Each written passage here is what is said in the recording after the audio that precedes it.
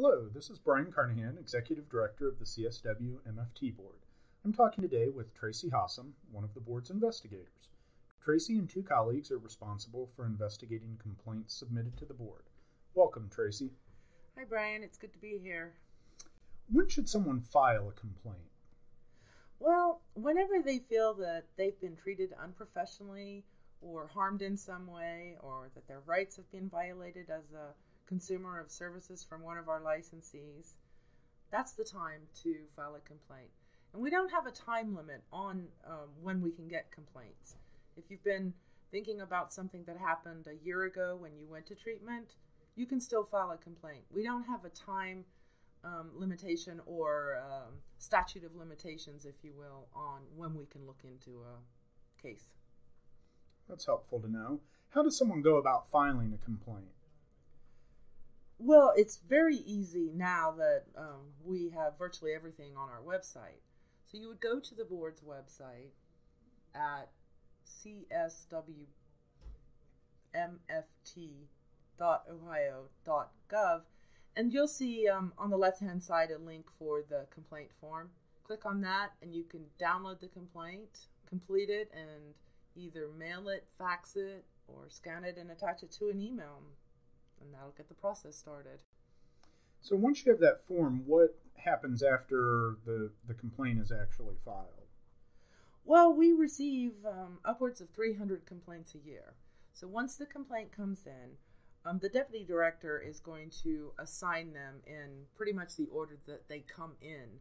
So as an investigator, when you get the complaint initially, you will then subpoena records, perhaps contact the complainant if you have any questions, and just generally start the investigation process.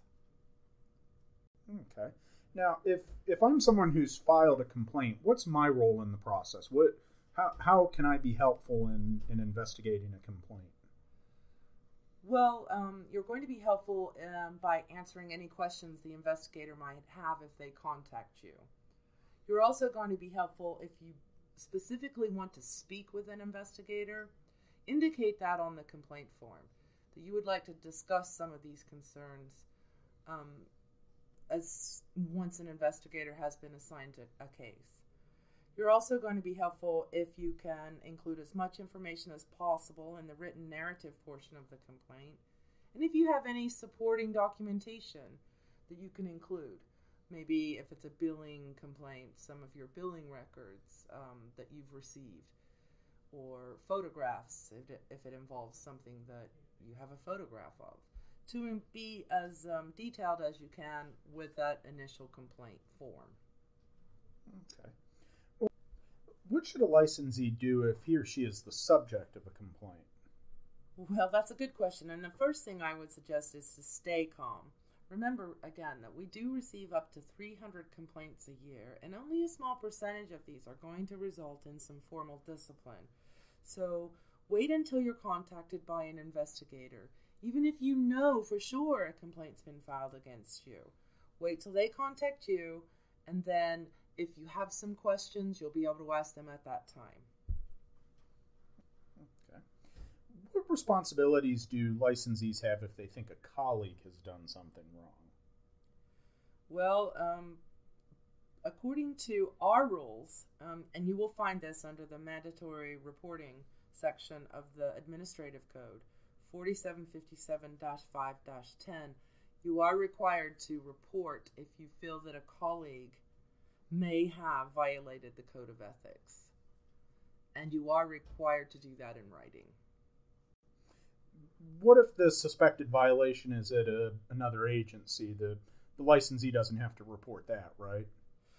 Unfortunately, yes, they do still have to report. Again, going back to that same rule, 4757-5-10. Now remember, you don't have to substantiate someone violated the Code of Ethics. You just have to report it. So we'll take it from there. Do licensees only have to worry about Ohio laws and rules, or are there other codes that are important? And if so, how are those codes used by the board? Well, there are other codes that may be associated with the professional license that you hold, such as the NASW Code of Ethics or the Counselor Code of Ethics.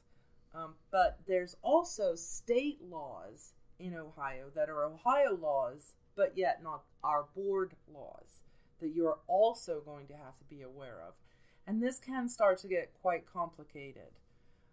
Our laws and rules are listed on the board's website, and at the back of the laws and rules, our director, thank you, Brian, has kindly included the laws that are relevant, if you will, to our licensees.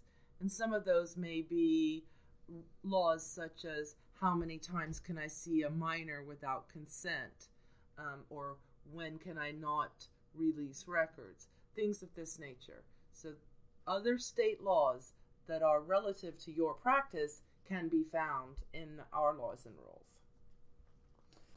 What are some of the common mistakes that licensees make? Our licensees can make mistakes ranging from very serious to, we've had complaints that are very frivolous. But the majority of complaints essentially have to do with what in our system is, in quotes, called competency. But what it really is a general standard of care.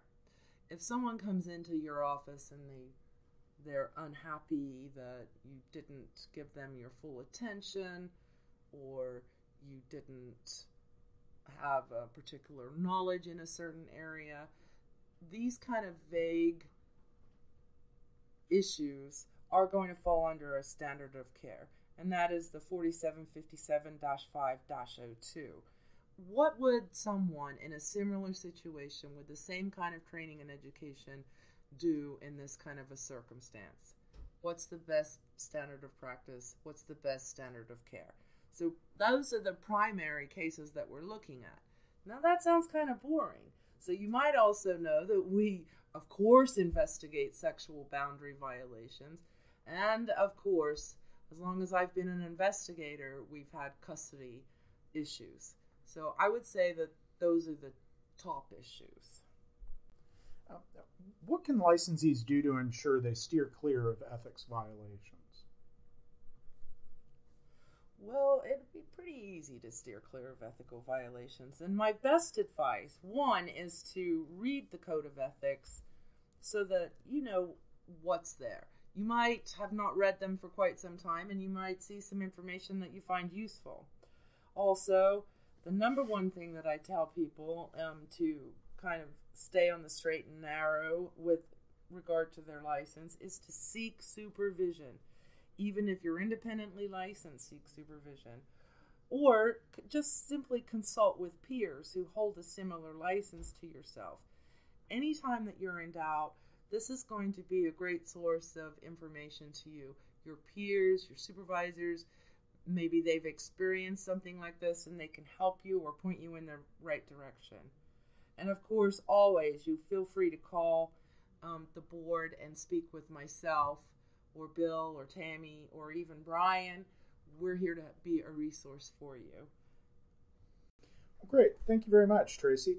And thanks for listening. We hope you found this conversation helpful. If you'd like to suggest a topic, please feel free to contact me at brian.carnahan@cswb.ohio.gov.